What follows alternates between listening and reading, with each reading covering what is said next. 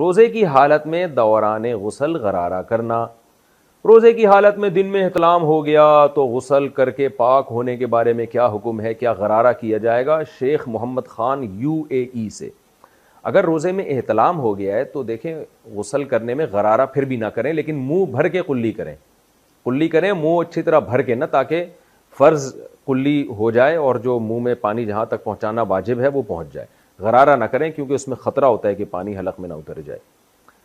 کیا احتلام سے روزہ ٹوٹ جاتا ہے؟ کیا احتلام سے روزہ ٹوٹ جاتا ہے؟ آیت اللہ کاشف بہاولپور سے. نہیں جی, احتلام سے, نائٹ فال سے روزہ نہیں ٹوٹتا.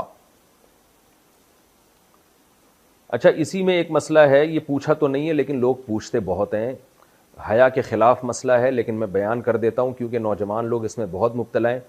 ہینڈ پریکٹس کے بارے میں بہت پوچھا جاتا ہے کہ اس سے روزہ ٹوٹتا ہے یا نہیں ٹوٹتا.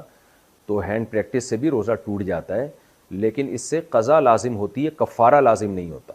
کفارہ جب لازم ہوتا ہے جب آدمی عورت کے ساتھ یا وائف کے ساتھ انٹرکورس کر لے ہم بستری کے دوران, اور اگر انٹرکورس نہیں کیا تو اس سے پھر کفارہ لازم نہیں ہوتا.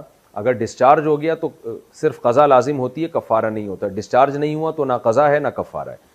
تو یہ مسئلہ اگرچہ حیا کے خلاف ہے لیکن بہت زیادہ پوچھا جاتا ہے اور لوگ بہت زیادہ الجھن میں مبتلا ہوتے ہیں, اس لیے میں نے تھوڑا اس کو بیان کر دیا ہے.